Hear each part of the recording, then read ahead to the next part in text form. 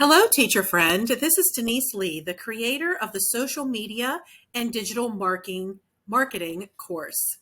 I wanted to give you just a brief explanation of how I implement this in my business education classroom.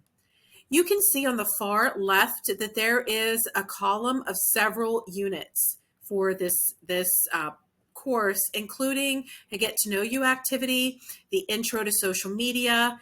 This is all that unit of intro to social media. There's an introductory activity file, and then each of the 8 major social media platforms for businesses are in that unit. You can see that there is a gallery walk, and at this time, Threads is empty. There is no data on how Threads has been successful for marketing or for business and promoting a business. So at this time, Threads is not included. There will probably be a Threads dropped in there later this year once I have data. And then at the end, this unit is additional unit lessons to elevate business with SEO, search engine optimization, Google AdWords, blogging, influencers, and affiliates. So to give you an example of some things in this file, you can see here that this is the social media platforms activity. Again, that is right here, the introductory file that I'm showing you. The introductory file is 20 slides.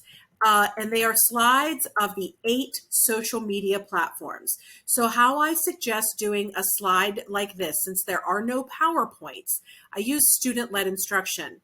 If there are 8 platforms, as there are for this activity, I would divide my class into either pairs or groups into 8 different groups.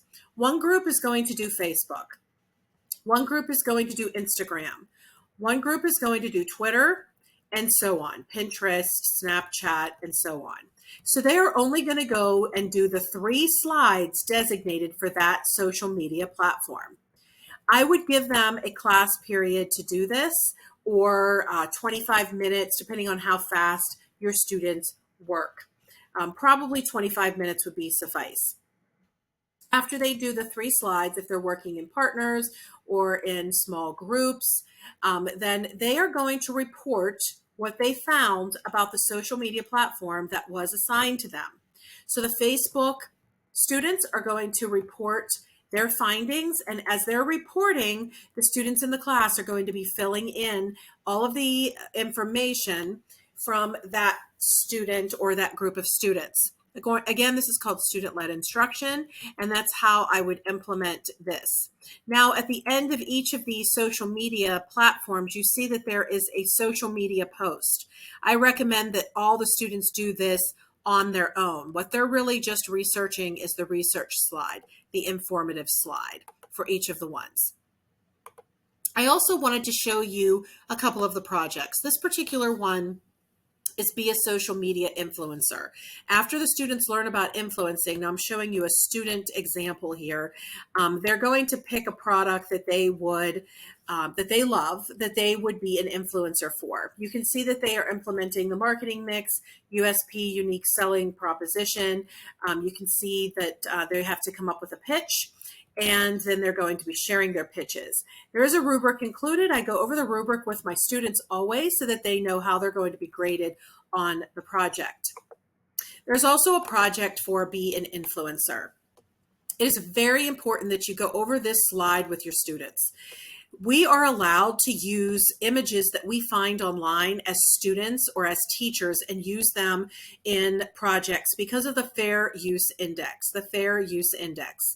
However, if your students are ever a social media manager for a company, they are not allowed to search online and use those images for business posts.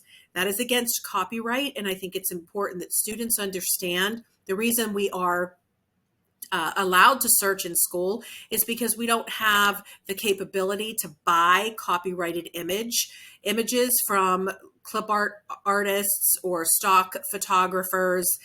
That's something that we would do if we had a business. But for school purposes, we're going to search online. And because of the Fair Use Index and common Creative Commons were allowed to use images online. But you can see that these particular projects are just riddled with a ton of concepts according to the National Business Education Standards.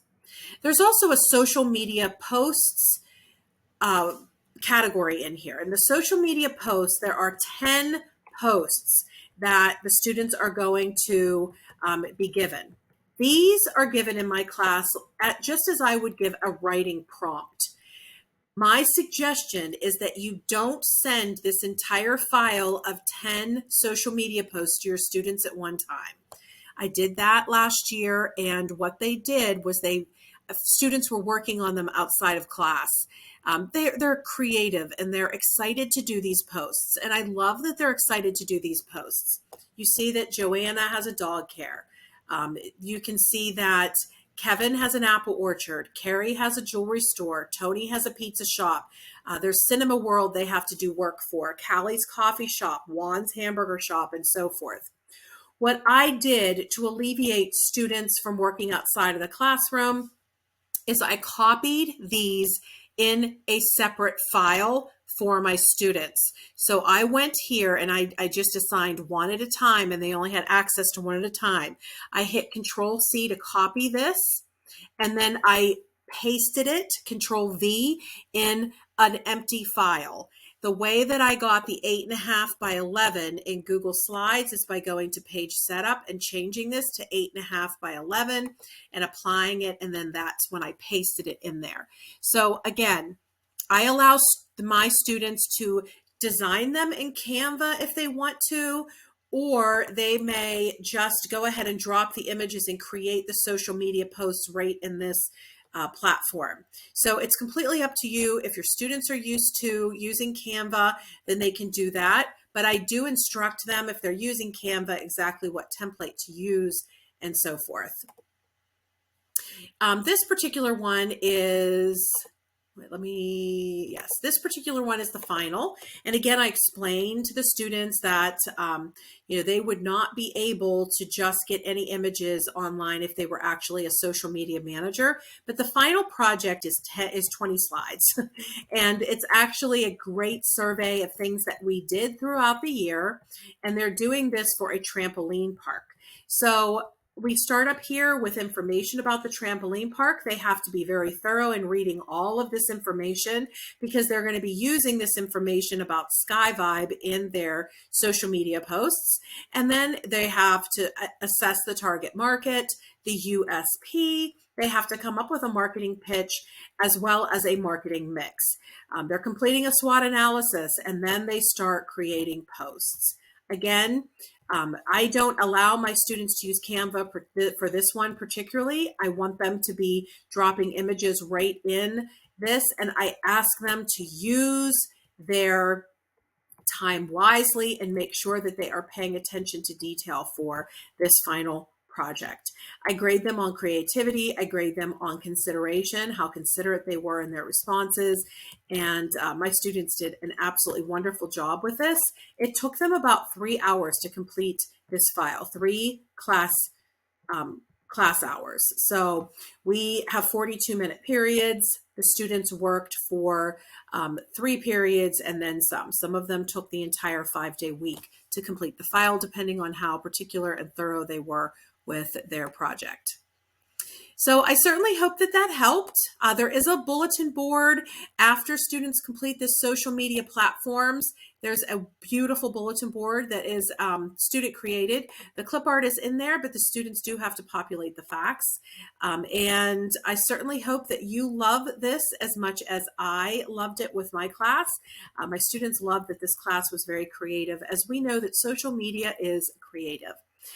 Thank you so much for trusting me with your educational resources, and I don't take that responsibility lightly.